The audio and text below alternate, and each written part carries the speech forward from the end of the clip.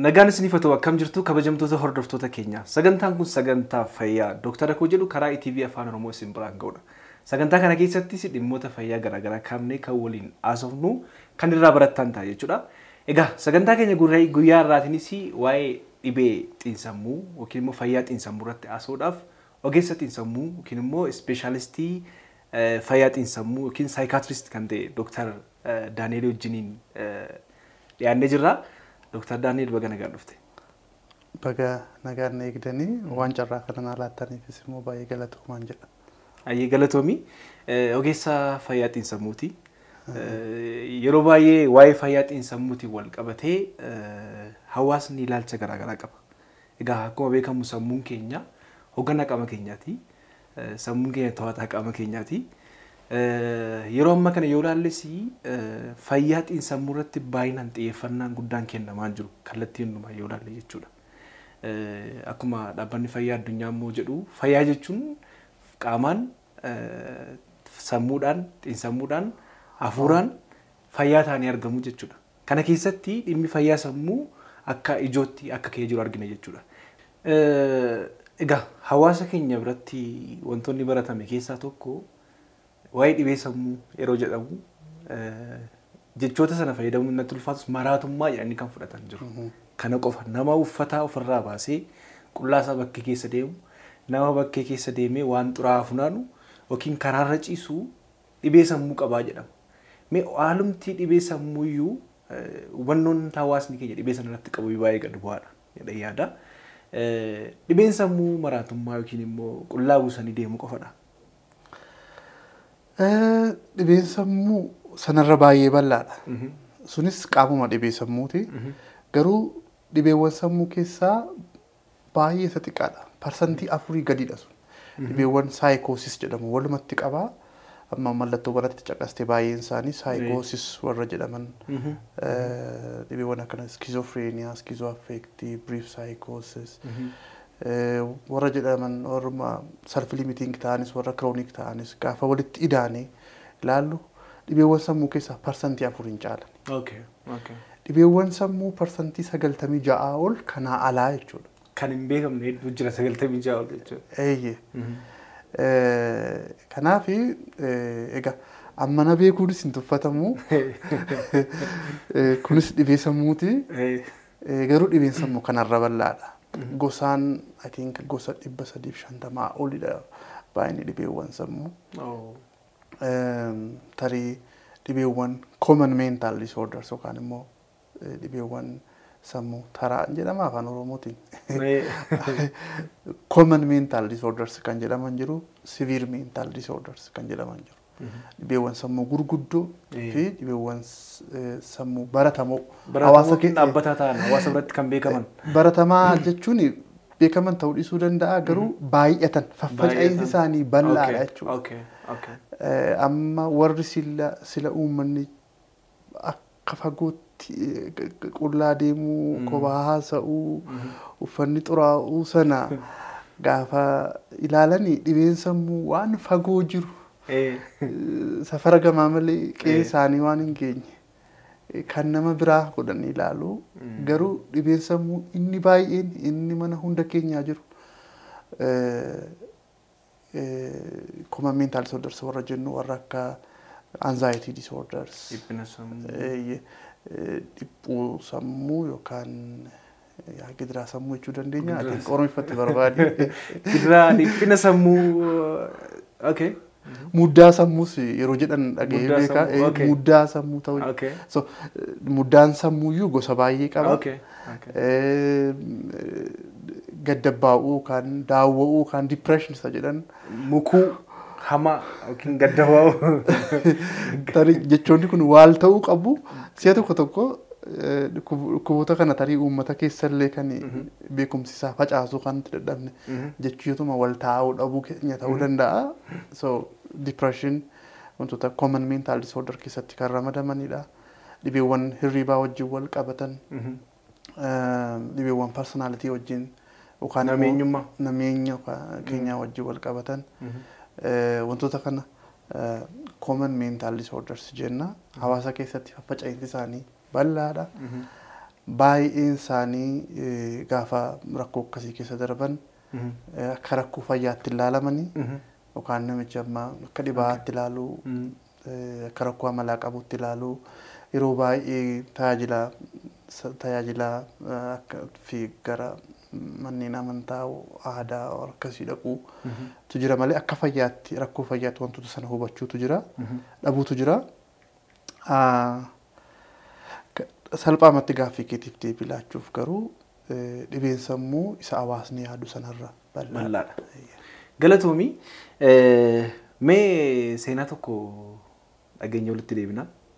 Seenaa sana irratti hundoofnee irra dhimmi nuti irratti haasa'uu barbaadnu erga seenaa kana dhaggeeffannee booda dhibeewwan fayyaa sammuu baay'ee akka isaan ta'an nuuf kaasite 300 oli akka nuuf kaaftetti fayyaa sammuu kin immoo fayyaa sammuu jennee daqiiqaa 30 yookiin sa'a tokko keessatti qofa haasofnee kan xumuruu dandeenyu miti. Mee walumaan dhageenyee adeemnu seenaa ishee irraati bulettiin keenya tokko seenaa ishee nuuf qooddi seenaa ishee dhaggeeffannee ilaallee adeemnu.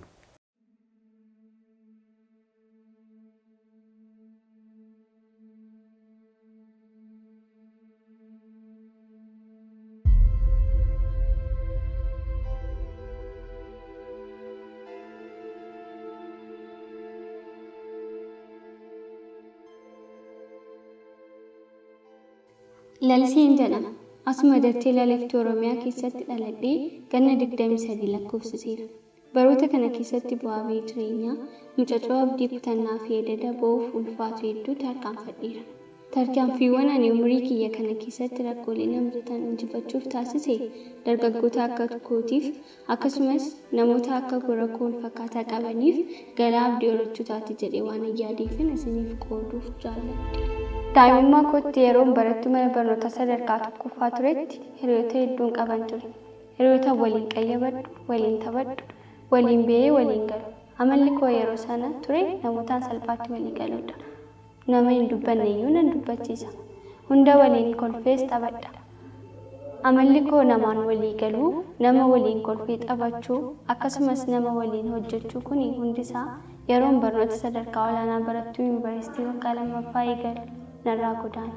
Hiriyoota koo akka galaanaa na marsanii turanan of bukkeedhaa dhabe. Anis qophummaa filadheen adda of baase.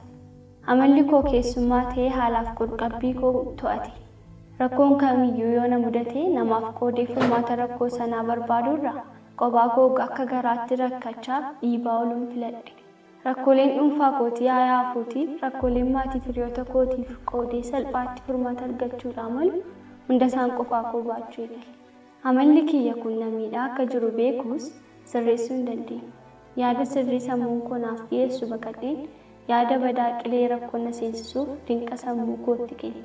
Yeroo baay'ee rakkoo na mudatan furuuf tattaafachuurraa eenyummaa koo rakkoolee yeroof na mudatan waliin jiraachaan ofiif maatii koo rakkisuu eegale. Sababa rakkoo na mudatan mara dhaggeeffadhuuf keessi koo na dhukkubura darbee akkam qulqulluu ibiddaatti nama deessee jireenya kiyya irra darbee maatii koo jeequu eegale. Rakkooleen yeroo kana na mudatan gonkumaa kan darban miti jedhee nuuf amansiise. Miira mukuu hamaan guutamee keessa seeneen ittiin of haguuge. Halkaniif guyyaan gargar baasuudhaaf rakkadhe. Of hin jibbe. Hirribanna irraa godaane. Boqonnaa dhabeen unkuraamuu fi miidhachuun hojii guyyaa koo ta'e. Miirri dadhabbii na dhuunfateetu gammachuun narraa godaane. Guyyaa kiyya marti guyyaa koo'ichaa fi abdii kutannaa ta'e. Qilee ammeenyaa gaddaaf rakkoon guutame seeneen bahuudhaaf rakkadhe. Nyaata nyaachuun lagadhe. Dubbii namaatu natti hadhaadhe. Fuulli koo akka biiftuu barii ifa ture addeessa duumessaan golgolamte ta'ee nama biraa ofitti fakkaadhe. Rakkooleen akka gaaraatti fuuldura koo dhaabbatan murteessitoota eenyummaa koo ta'anii irratti filanii wal buusan. Qaamni koo ulfaatina dhabee akka waan qilleensi fuudhee deemutti keessi koo natti gongomu. Rakkoo fi dararrii maatiin koo na waliin argaa jiraniif balleessituu nana jedheen of tilmaame. Qolli ijaa koo fi hirribni, arrabni koo fi nyaanni alagaa walitti ta'an. Hawwiin ijoollummaa koo ogeessa fayyaa ta'us garuu carraa na mudateen barnoota injiinaringii waliin wallaansoo qabuun akka dirqamaatti natti fe'ame. Bara jalqabaaf akkuma durii koo miira dorgommiidhaan hojjechuudhaaf tattaaffadhus keessi kiyya nagaa hin argine. Turtiin ani mooraa kana keessa turu yeroon ilaalu dhuguma maatii koo harka qabuu danda'a laata kan jedhu saggoo kiyyatti ulfaata. Keessi koo tasgabbii otoo hin qabaatiin waggaa lammaffaa lakkoofsisuun eegale. Hojiin kiyya rafuu fi qofaa ta'anii yaaduu taati. Yaaduun mukatti na hidhee namu keessa. Duuti abbaa kiyyaa immoo akka ani haadha kiyyaafis ba'aa malee bu'aa hin taanetti uursee natti tasaase. Eenyuuf akkan jiraachaa jiruuf gaafadheen deebii dhabe. Fedhii barachuun na keessatti duunaan ija haadha koo argee nagaa dhaammachuuf gara manaatti hin deebi'e. Haalli kiyya sodaachisnaan maatiin koo gara mana yaalaatti na geessan. Ogeessonni fayyaa haala ani keessa jiru erga ilaalanii booda dawaa mukaamaa fi hirribaa naaf kennan. Amalli keessummaa ta'ee naaf maatii koo jeeqaa jiru kun caalumatti natti hammaate. Of jibbuu fi of tuffachuun sammuu koo na weeraranii to'annoo isaanii jala na galfatan. Jiraachuun natti bushaa'e. Dhabamuun karaa salphaa ta'e natti mul'achuu eegale. Dallaa yaadaa mo'amtootaa keessatti kufee of arge. Rakkoo yeroof keessummaa ta'ee darbuufan jireenya addunyaa kanaa hadheeffadhe. Murtoo wareegama lubbuu deebii hin qabne murteesse.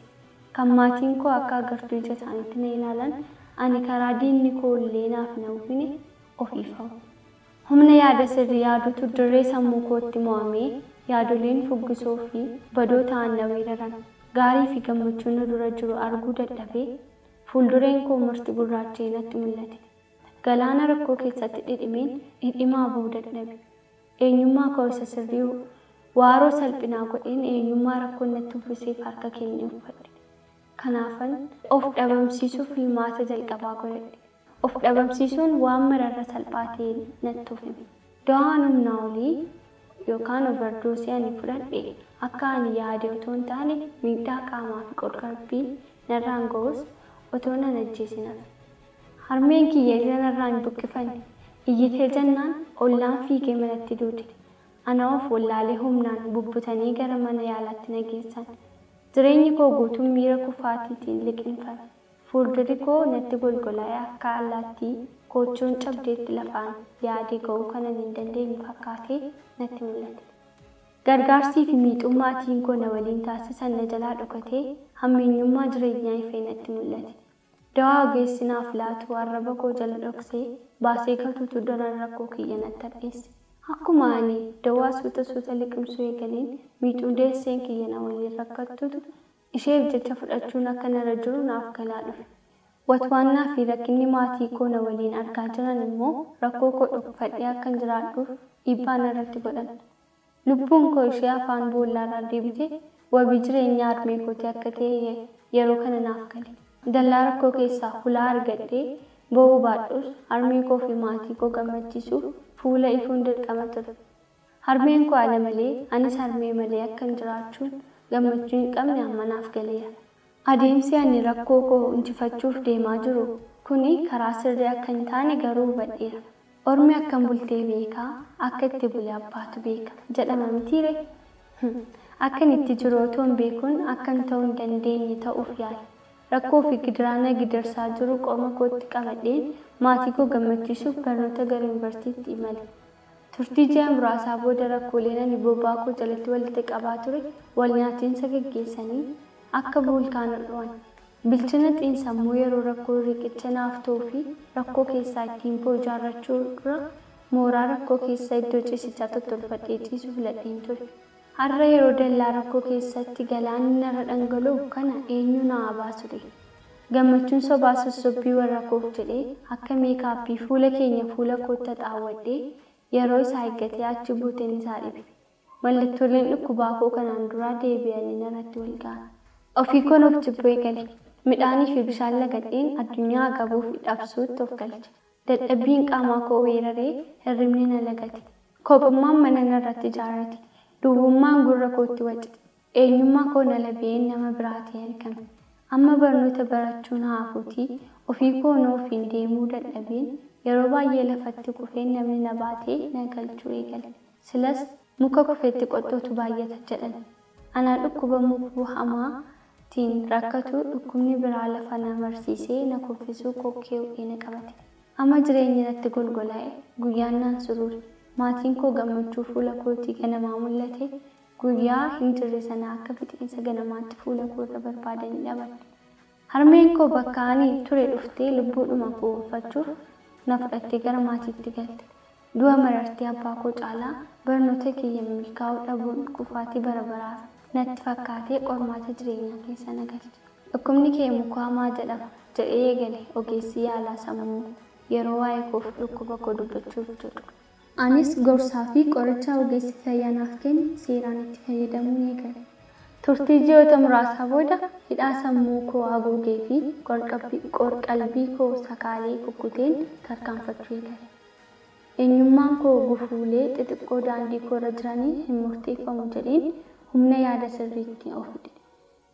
Galaan kitaabota irraa galaafadhe gorsaa fi humna dawaa mana yaalaatii fudhadhe hidhannoo godheen karaa hawwii koo kan ta'e daandii mul'ataa fi milkaa'inaa qaba. Anis maatiin kiyyas boqonnaa argatan ofii kiyya irra darbee namaaf jiraachuu nawe. Harmee kiyya gargaaraa ogummaa narsiin kolleejjii dhuunfaatti xumureen hospitaala waliigalaa keessaan hawaasa kiyya tajaajilaan jira. Har'a jiraadhee harmee koof biratti arguun boqonnaa naaf kenna. Wanti hin dabarre hin jiru. Amma seenaa ta'eera.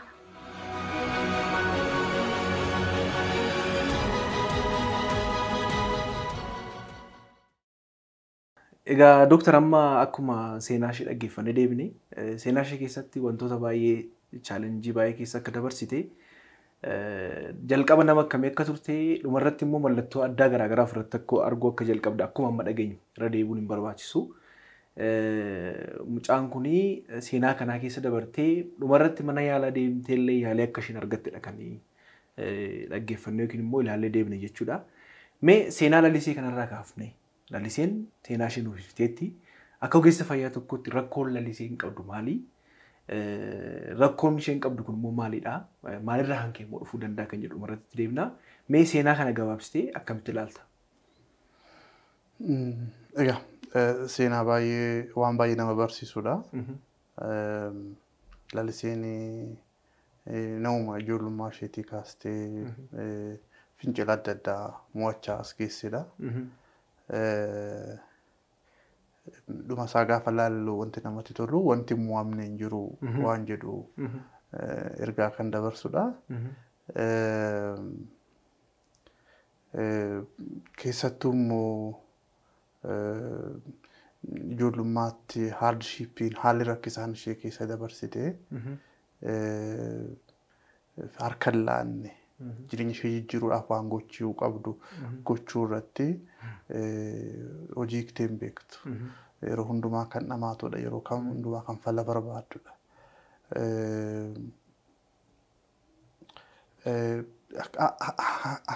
Mana cimaa taatuyyuu cimina mana ga'u qabaattuyyuu rakkoo baay'ee seenaa rakkoo baay'ee hiikuuf rakkoo baay'ee mo'achuu qabaattuyyuu garuu yeroo tokkotti immoo dhibee dipireeshin keessa akka isheen darbite ilaalla.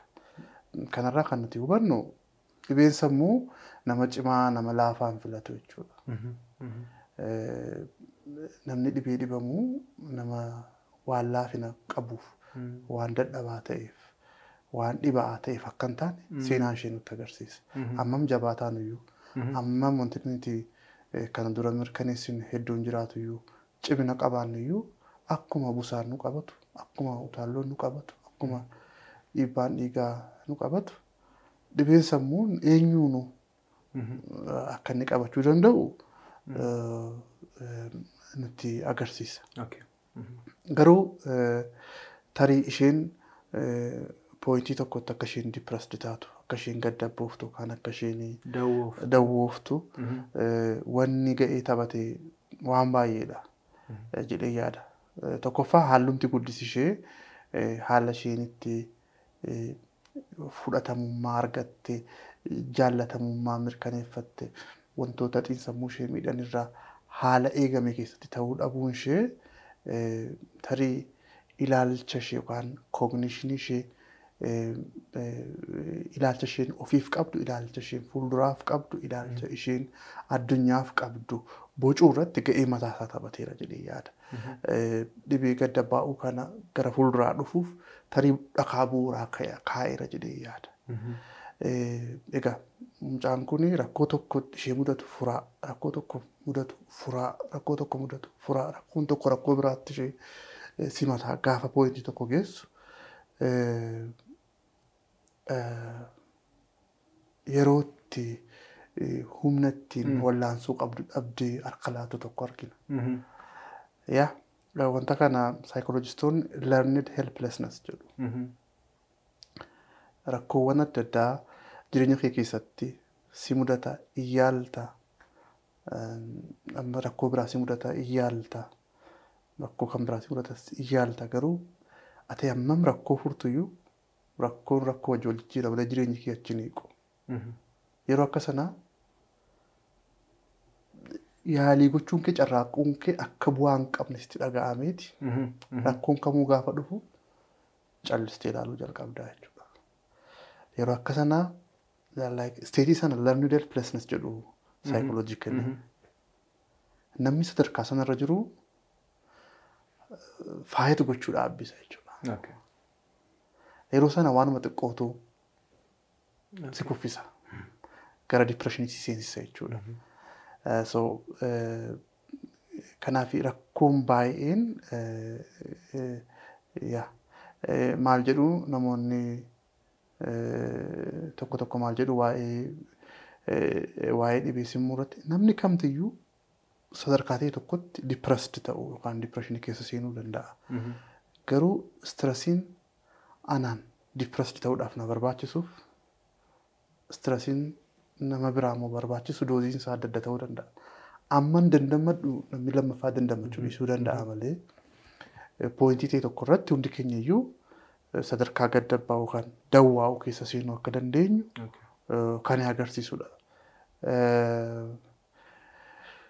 Garuu yeroo of isheetii fi poointii isheen itti gaddabbuuftu yookaan poointii isheetti depressed taasisan yoo laallee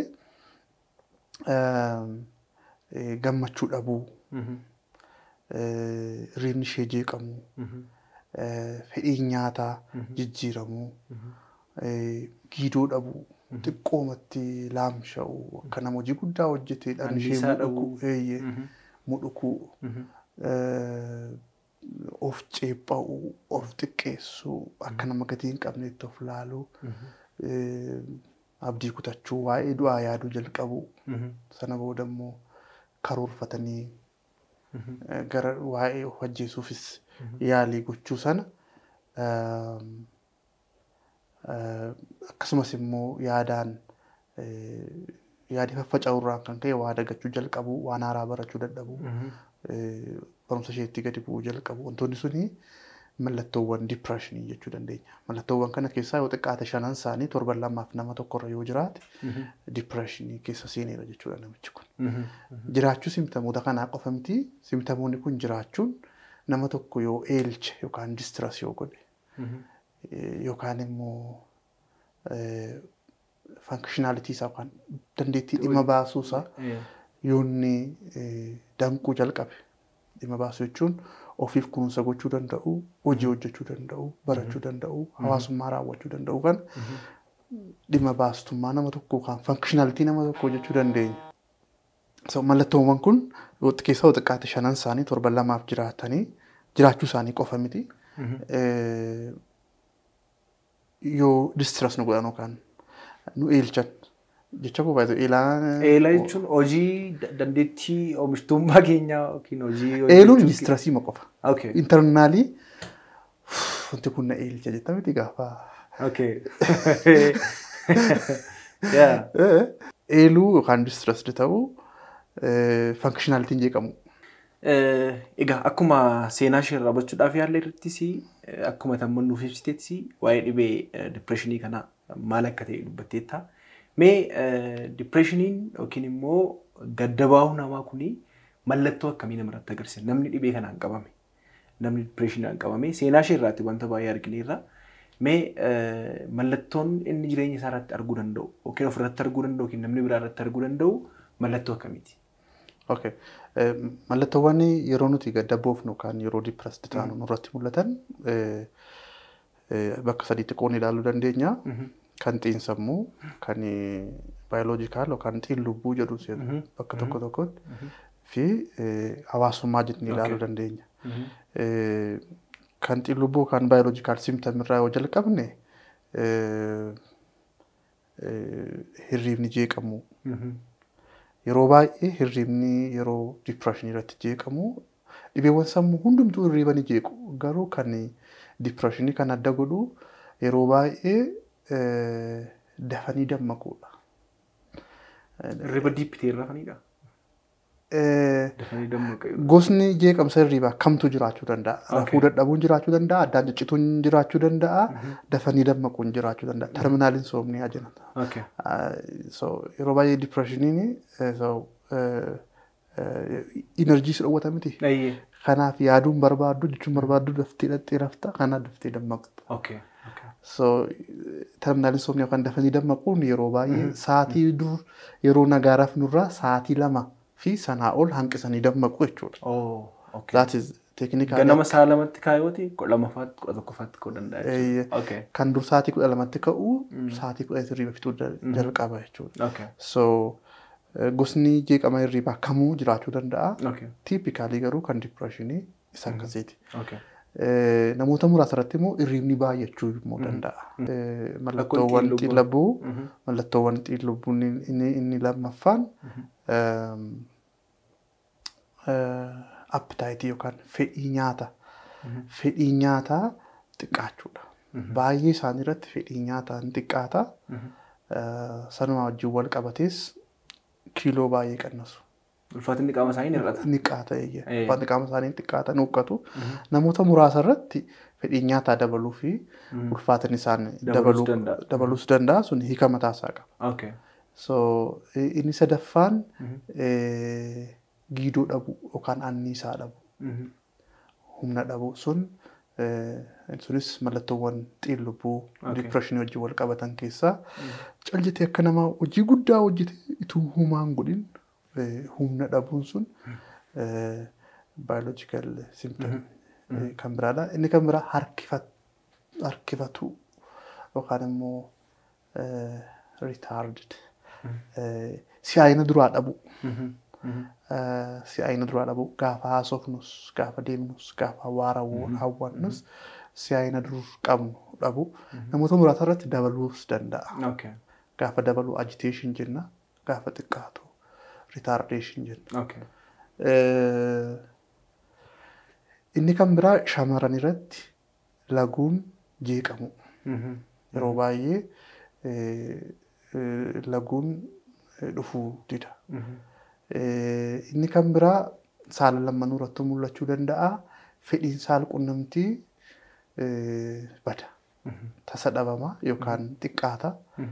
Yoollee fedhiima abbaa manaa isaaniitiif yookaan haadha manaa isaaniitiif jedhanii gara saalqunnamtii raawwatan illee itti quufinsa duriin beekan sana argachuu danda'u. Kanaaf mallattoowwan kana mallattoota baayoloojikaal jenna. Mallattoowwan xiinsammuu immoo low mood yookaan immoo miira gadi aanaa. Miirri gadi bu'aan kuni I think gadduudhaan oli. Gadda yookaan bu'ichaan olidha. So mukuu guyyaa guyyaatti nu mudatu yookaan waan barre tokko kan buna dhugne yookaan hirriba rafnee kan nurraa deemu jira. Kuni garuu maaliyyuu goonu kan nurraa hin deemne sababa isaa kan nuti hin beekne cal jedhee kan nutti dhaga'amudha. Inni kun isa tokkoffaadha. Lammaffaan immoo fedhii wantoota dur nu gammachiisanii dhabu yookaan immoo anedooniyaa jedhama yookaan immoo lack of interest in previously pleasurable activities. Wantoota kanaan dura si gammachiisanii itti gammaduu dadhabuu deemu. Namichi durii fiilmii ilaalee itti bohaaru amma fiilmii yoo ilaale iyyuu bohaartii dura irraa argatu gammachuu dura argatu sana waan dhabuuf sana ilaaluu dhiisaa jechuudha. Kan dur kubbaa ilaaluudhaan gammachuu argatu amma kubbaa ilaalu iyyuu waan hin gammanneef kubbaa ilaaluu sana dhiisa jechuudha. Kan dur wook gochuudhaan gammadu wook gochuudhaan gammachuu dura argatu sana waan dhabuu jalqabuuf wookii gochuu dhiisuu jalqabaa jechuudha. So inni kun isa lammaffaadha. Inni kan biraa of xiqqeessanii yaadu. Angatiin qabu, annamaa gadii, na of ceephoo guddachuu akka waan guddaa balleessinee, akka waan rabbiin balleessinee, akka waan nama miine, akka waan adabni nuu malu.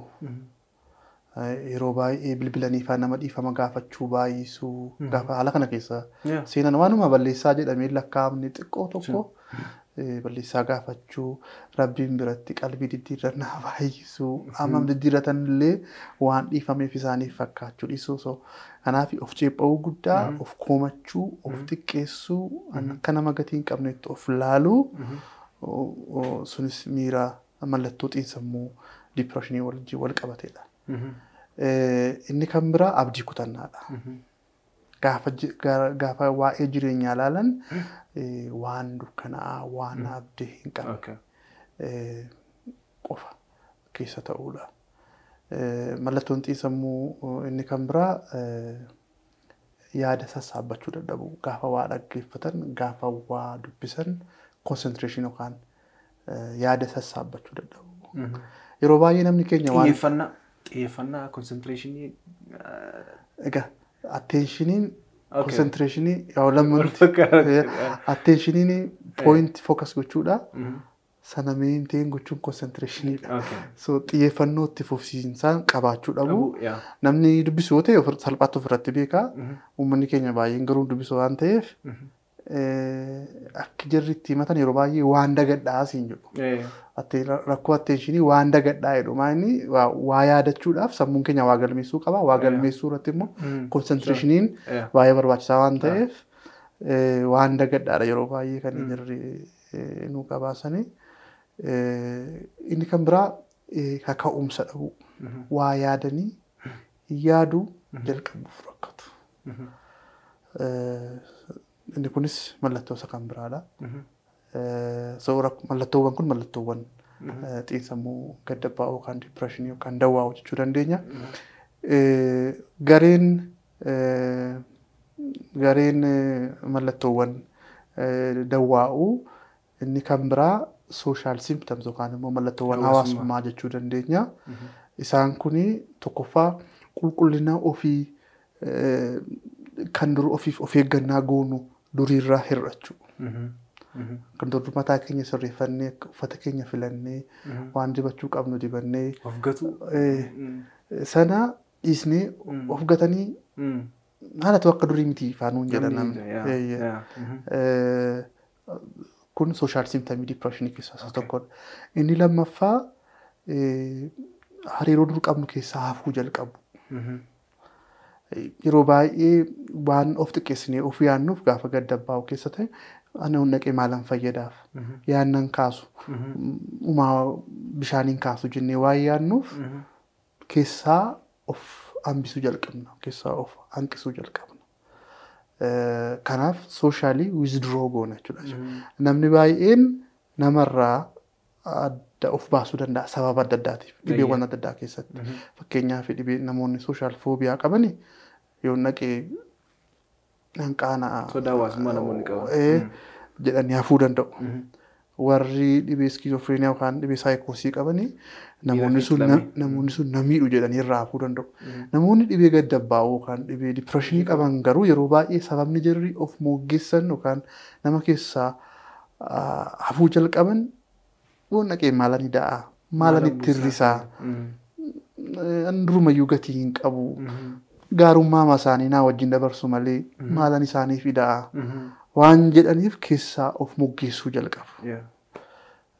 Kanaaf moggaa'uu jalqabu, kophaa deemuu jalqabu, kutaa keessa kophaa dabarsuu jalqabu, kan dur nama wajjin nyaatan kophaa nyaatu, kan dur maatiitti makatan kutaa isaanii keessa baay'isuu, kan dur hiriyaa wajjin ba'anii bashannanan mana keessa ooluu yookaan kophaa bashannanuu jalqabu. Wantoonni kun mallattoowwan hawaasummaa depressionii keessatti kan caqafamanidha.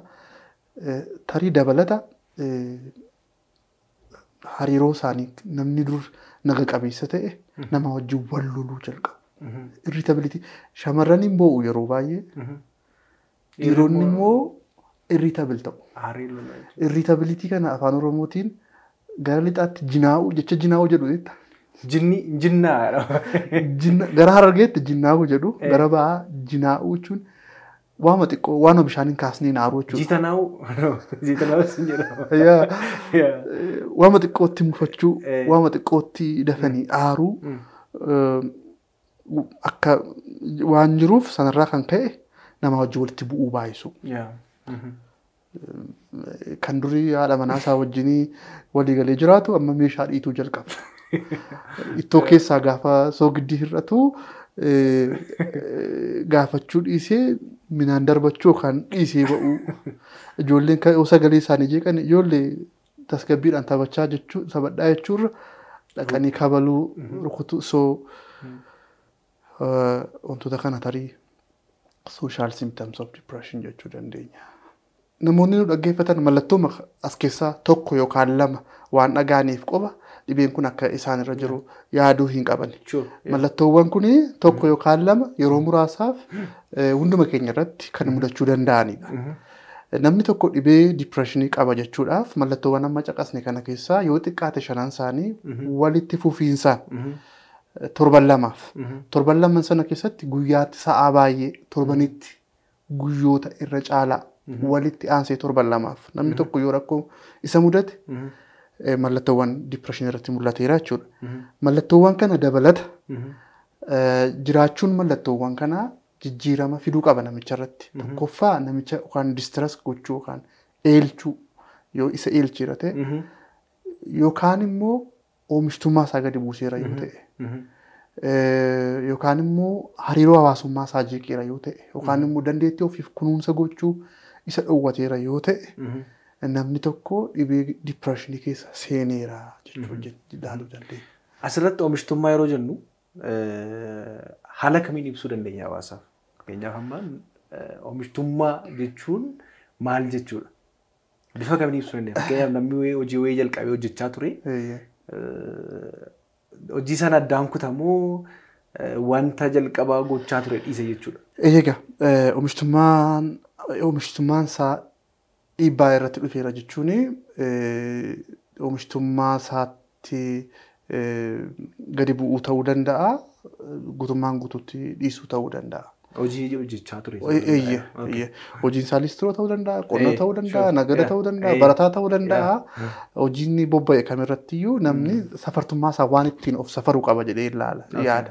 So waan sanarraa gaafa bu'u sababii jiraachuu mallattoowwan duraan caqasnee gaafa wantoonni kun gadi bu'uu jalqaban namichi kun tarii dhibee kana qaban yookaan qaallittiin kun tarii dhibee kana qabaachuu dandeessi waan taateef I think gargaarsa gaafachuun dirqama ta'a jechuudha. Okay. So egaa akkuma seenaa jalqabarraa kaafnee waan baay'ee nuuf ibsite seenaa ishirra kaate depressionii yookiin dawweessa yookiin gaddabuu hamaadhaan akka miidhamtee jirtu hubanneerra. Gaddabuun immoo maal akka ta'e depressioniin maal akka ta'e mallattoonni immoo namarratti agarsiisu kan nuuf ibsiteetta. Mee namni tokko dhibee gaddabuu hamaa yookiin dawweessa hamaa yookiin depressioniidhaaf kan saaxilamu wantoonni isa saaxilan maal fa'aadha? Akka inni dhibee kanaan qabamu yookiin immoo dursanii of eeggachuun hin danda'amaadha. Akka inni dhibee kanaan qabamu kan godhu yookiin risk factor kan jennu afaan fayyaatiin wantoota kanaaf nama saaxilan maal fa'i? Saaxilbaastonni tarii baayoosaayikoosooshal jechuu dandeenya. Haal xiinlubbuu jechuu dandeenya haala baayoloojii jechuun jeeneetikalii namoonni identical twin ta'an gaafa qo'annoon godhamu jechuun lakkuuwwan wal fakkaatoo ta'an tokko yoo dhukkubsate carraan isaafee dhibee kanaan qabamu parsantii 70 ga'a. Kana jechuun jeenetiksiin gahee guddaa qaba jechuudha. Yoommoo first degree relative kan jedhamu abbaa haadha obbolaan yoo dhibee kana qabaatan carraan dhibee kanaan qabamuu keenya gara naannoo parsantii 40ti. Kana jechuun wantoota saaxila nama baasan keessaa inni tokko jeenetiksiin gahee mataasaa qaba jechuudha. Inni lammaffaan tarii araadota adda addaa kan akka alkoolii, jimaa, wantoota adda addaa irratti hirmaannaan nuti qabnu keemistirii sammuu keenyaa keessa jiru waan jijjiiraniif haalota saaxil baasoo kan biraa goonee ilaaluu dandeenya wantoota baayoloojikaal ta'an keessa. Akkasumas illee saalaan shamarra ta'uun dhibeen kun dubartoonni dhiirarra saaxilamuudha.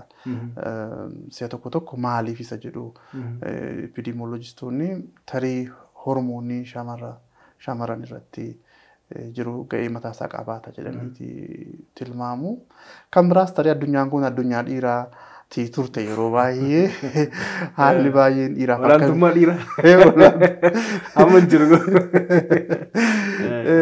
Ammallee akka itti fufniif carraqamaa jira malee dhibbaan dhibba waan shamarranii fi addunyaan akka isaaniif taatutti waan mijatteen fakkaattu ammallee addunyaa kana keessa sarvaayiv gochuun yookaan immoo jiraachuun dhiiraaf shamarraniif qixxeenatti hin fakkaatu.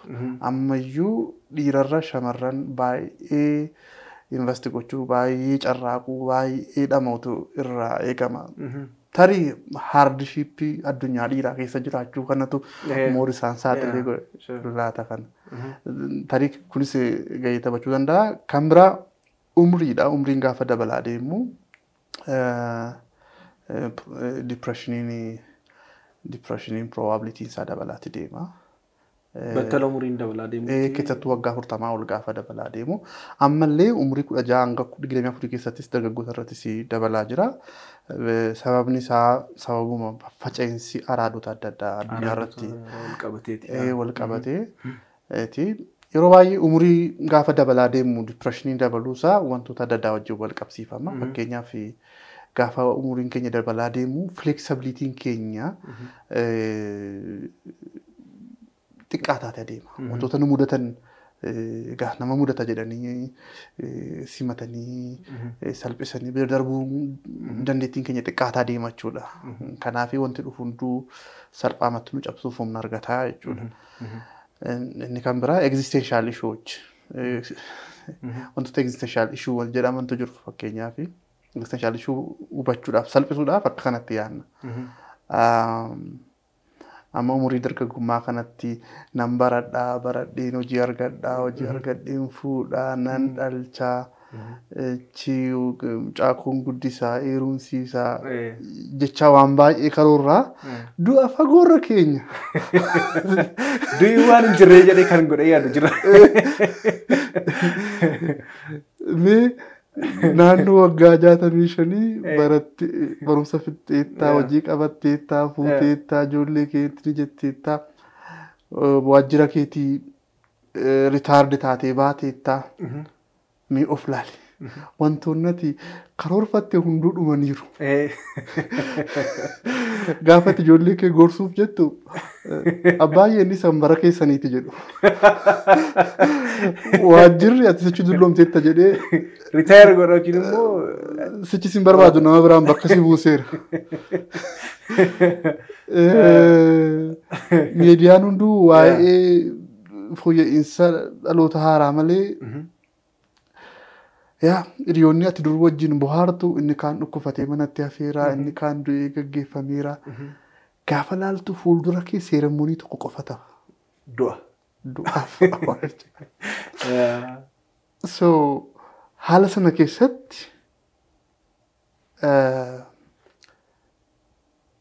jiraachuu itti fufuudhaaf hiika jireenyaa argachuun baay'ee nama tokkotti baay'ee cima.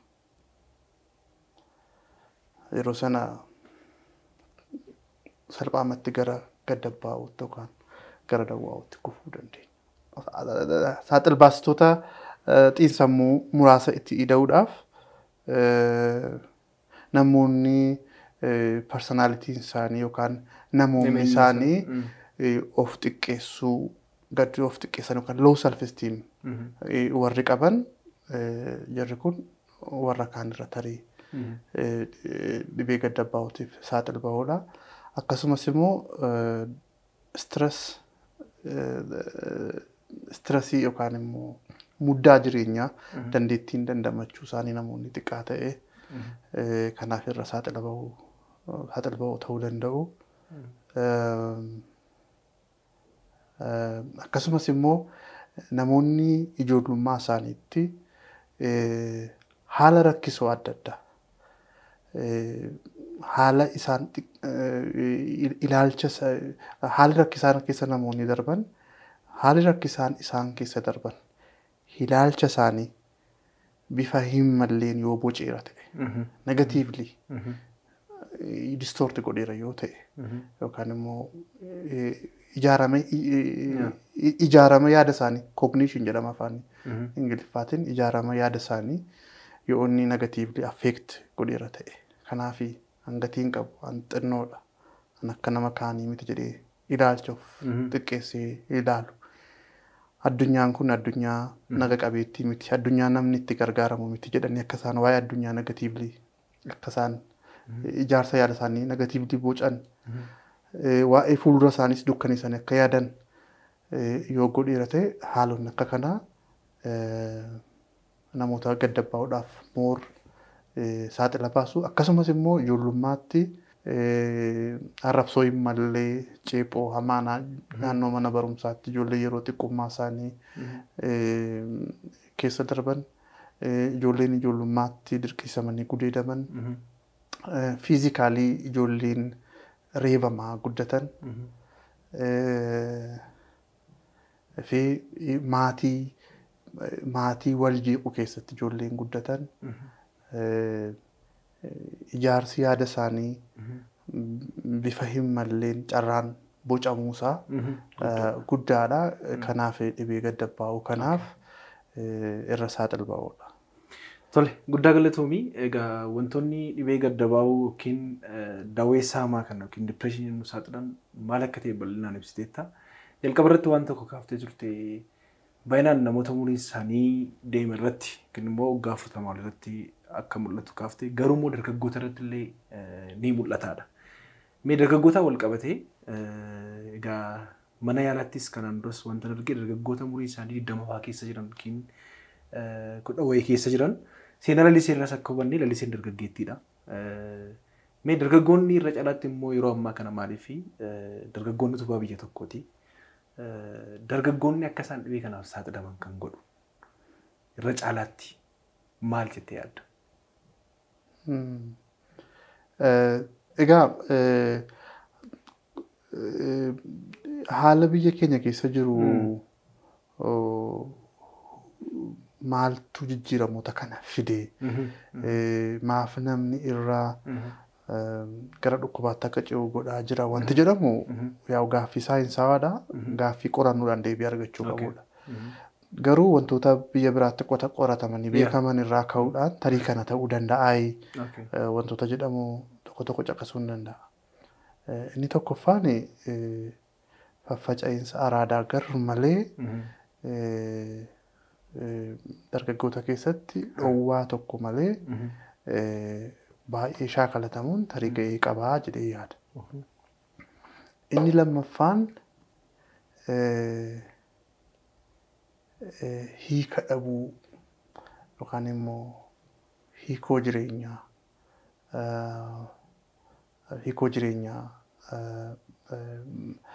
argachuu irratti maaliifan jiraadha maaliifan uumame eessaan dhufee gaaffiiwwan jedhaniif dhaloonni ammaa kun qaama deebii isaaf laatu tarii dhabuu danda'a laata. Jiraachuun wallaansoodha. Wallaansoon immoo humna gaafata. Wanti humna sii laatu wanti si onnachiisu sababa kan siif ta'u ituu guyyuumni jiru ituu lolli jiru ituu beelli jiru HIVdhaan lakkoofsa guddaa hiyyummaadhaan lakkoofsa guddaa waraanaan hiyyumaan hojii dhabdummaadhaan wantoota adda addaa kana haala guute keessatti jiraachuu itti fufuudhaaf wanna kanarra caalu wantoota kana kan humna dhabsiisu hiikoo jireenyaa si barbaachisa. Si'a tokko tokko hiikoo jireenyaa akkasii kana ofuma keenyaa diskaavar goona. Si'a tokko tokko manneen amantaa irraatii kan hiikoon jireenyaa nuuf madduu danda'u. Si'a tokko tokko immoo maatiitu hiikoo jireenyaa akka argannu nu gargaara. Si'a tokko tokko dubbisa irraa ta'uu danda'a. Garuu dhaloonni kun hiikoo jireenya isaa beekee onnee guddaadhaan wantoota isa mudatan ittiin qabaa jiraachuu itti fufuudhaaf dhimma baastummaa isaa itti fufsiisuudhaaf ba'aa jiruuf bardanii jiruuf sappoortii jiru gidduu imbaalaansii jiru gahee mataa isaa qaba jedhee yaada. Inni kan biraa faffaca'insumti sooshaal miidiyaa hawaasa keenya keessa jiru itti fayyadama isaa irratti hubannoo gadi bu'aa nuti qabnu. Ijoollee baay'een hirribni isaanii jeeqamaadha. Ijoollee baay'een miirri isaanii jeeqamaadha. Sababa sooshaal miidiyaa irra oolaniif sa'aatii isaanii baay'ee fudhataa garuu immoo riilii laayifii isaanii keessatti wanti inni ida'u muraasadha namoota baay'eedhaaf. Namootni xiqqoon karaa sirriitti fayyadamanii dhimma itti ba'an jiraachuu danda'u. Namootni baay'een garuu sa'aatii baay'ee dabarsu. World Health Organization maal jedhaa? Screen taayimiin keenya tootaalii kan nama fayyaa tokko sa'aatii 24 keessatti sa'a tokko caaluu hin qabu jedha. Mee namoonni baay'een keessan moobaayilii keessan irratti screen taayimii amma akka fayyadamtan check gochuu dandeessu. Nu laallatti fakkaatan kun. Torban darbee bakka ta'ee dhaqeen hoteela tokko keessaa waa ajajadheen taa'ee ilaala.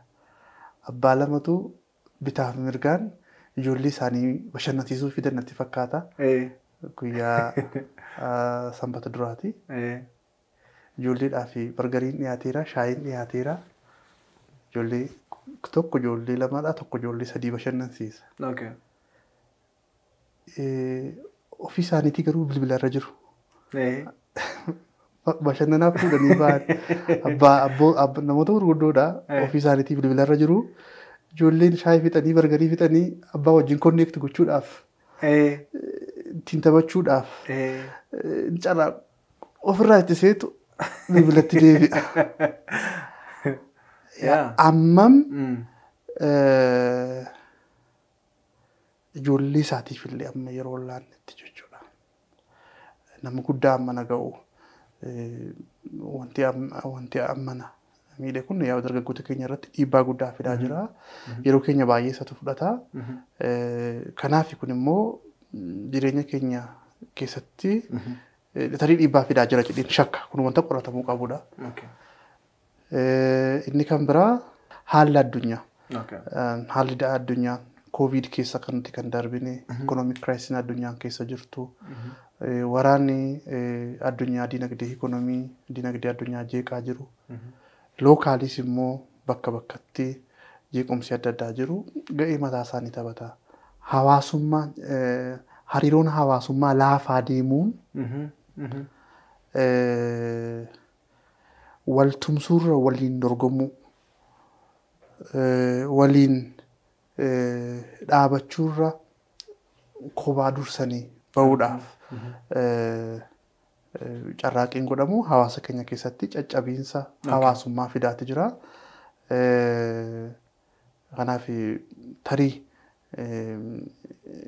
cimiinsi hariiroo nuti dur qabnu laafaa deemuunsaas babal'ina dhibee sammuu hawaasa keenya keessatti mul'atuuf ga'ee mataa taphachuu danda'a jedhee yaada. Baay'ee galatoomii. Egaa mallattoo isaa kaafnee irraa dhumarratti wanti yeroo keenya wajjin deemuudhaan wanti kaasuu barbaannu namoonni baay'een mallattoo kana ofirratti arganii mallattoo amma dubbatamaa olii kana yoo ofirratti argan mana yaalaa akka isaan dhufuu qaban dhaamsa keenya dabarsaa. Dabalataan dhibeen kun namoonni immoo yaalatu hin argatin yoo turan yookiin dhibeen kun yoo isaan irra ture yaalitu hin argatinis ta'uu danda'a yeroo dheeraas irra turuu danda'a. utuun beeknis ta'uu danda'a. So dhiibbaa akkamii isaan irraan ga'uu danda'a? Dhiibbaan jireenya isaanii irratti geessisu, dhiibbaan hawaasummaa irratti geessisu maali? Tokko kanadha.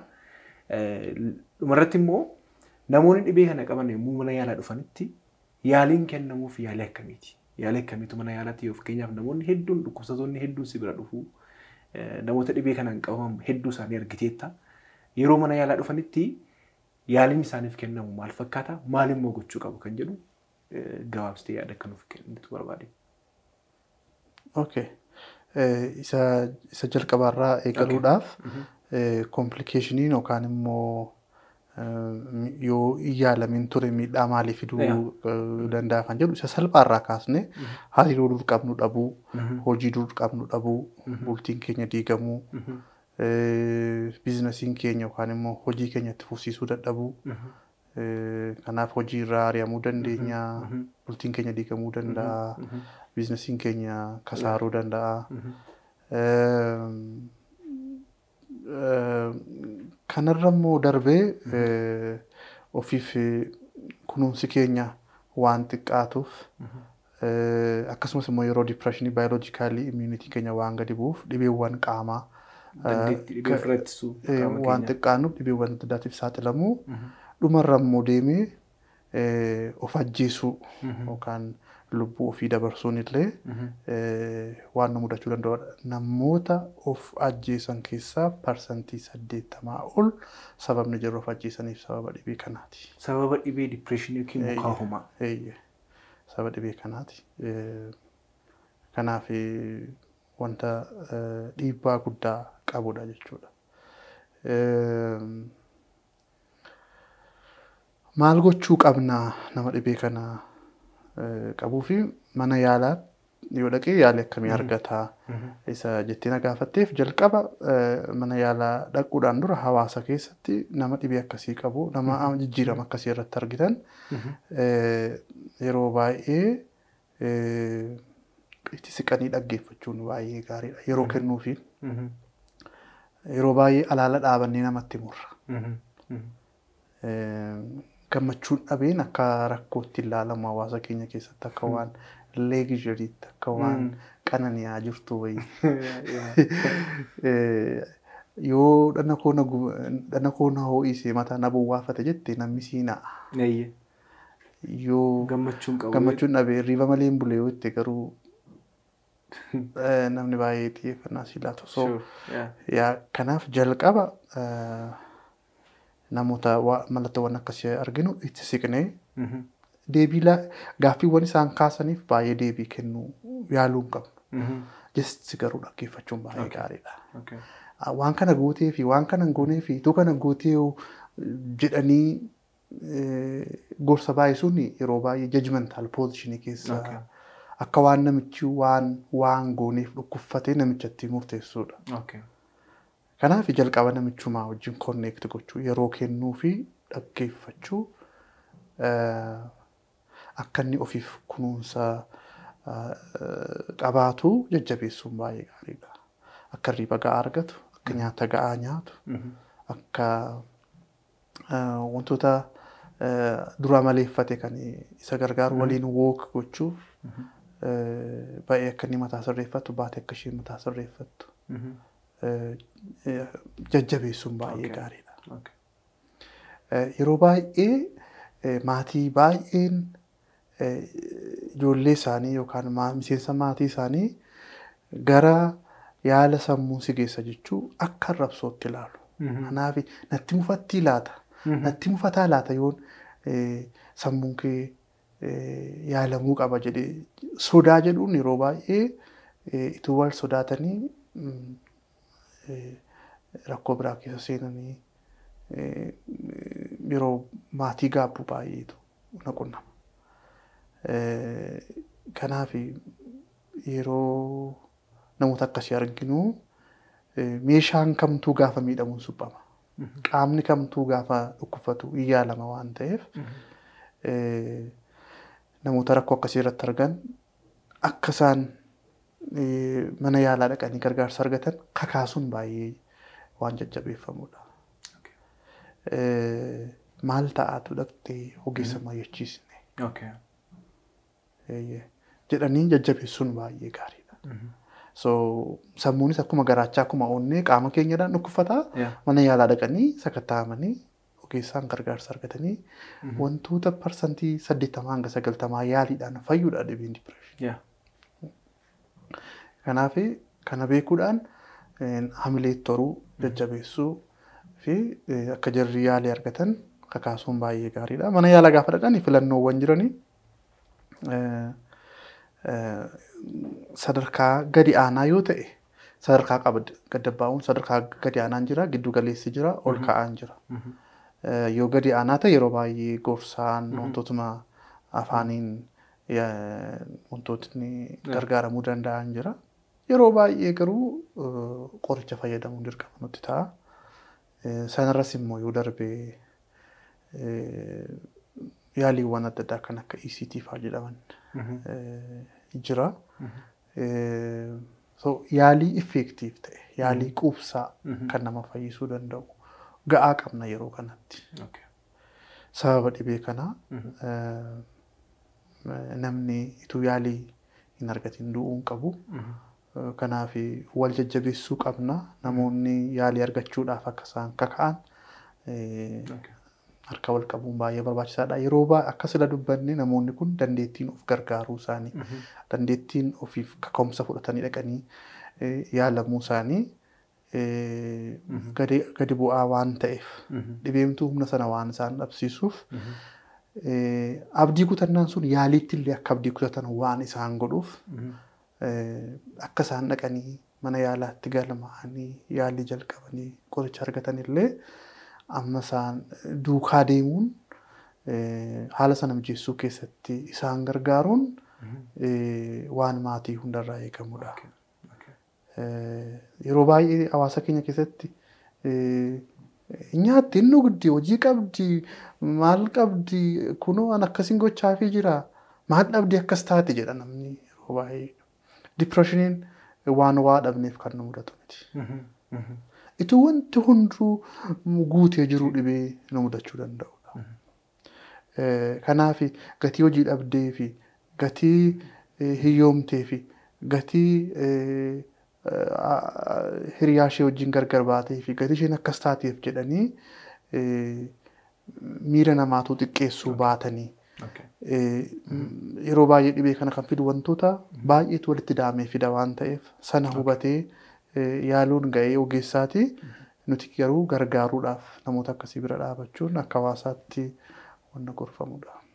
Egaa dhimma dhibee dipireeshinii wal qabatee jalqabaa kaaftee maalummaa isaa, ka'umsa isaa, mallattoolee isaa, yaaliin akkamii akka kennamu akkasumas immoo dhiibbaa akkamii akka nurraan ga'uu danda'u irratti odeeffannoo bal'aaf bareedaa nuuf laattee dhumarratti daqiiqaa tokkoon siif kennaa yaadni xumurratti haasa'uu barbaaddu yookiin immoo dhaamsatii hordoftoota keenyaaf dabarsuu barbaaddu yoo jiraate carraan siif kenna. I think wanta itti dabaluu danda'u namoonni baay'een ituma tajaajila yaala sammullee dhufanii argachuudhaaf fedhii qabanii wantoota danqaa ta'an wantoota obstaakil ta'an keessaa tokko stigmaa yookaan stigma and discrimination. I think moggeessuun discriminationidha.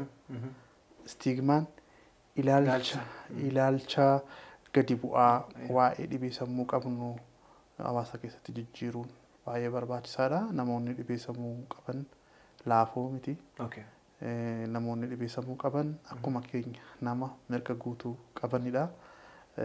Kanaaf ilaalcha hin malle waa'ee dhibee sammuu qabu ofuma irratti qabsaa'uu qabna jalqaba. Ofuma keenya nama dhibee sammuu qabu tokko anaa wajjin qixxee akka inni ta'e godhee yaadaa'e isa jedhu hundumti keenya ofirratti qabsoof nun jedha. Inni lammaffaan fedhii yaala sammuu akka leegzariitti akka waan qananii itti ilaaluu dhiisuu qabna.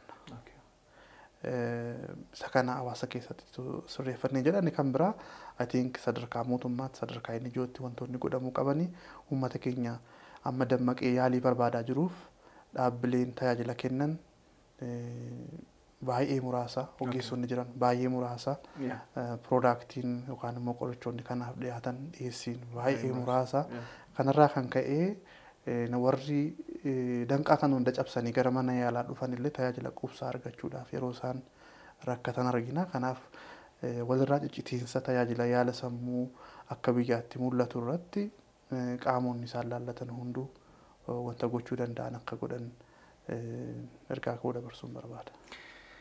Tole Dr. Daani'el istiidiyoo keenyatti argamtee waa'ee dhimma dhibee sammuu dipireeshinii yookiin mukaama wal qabatu irratti hawaasa miliyoonaan daawwataniin ergaa guddaa waan dabarsiteef guddaa galatoomii siin jechuun barbaada.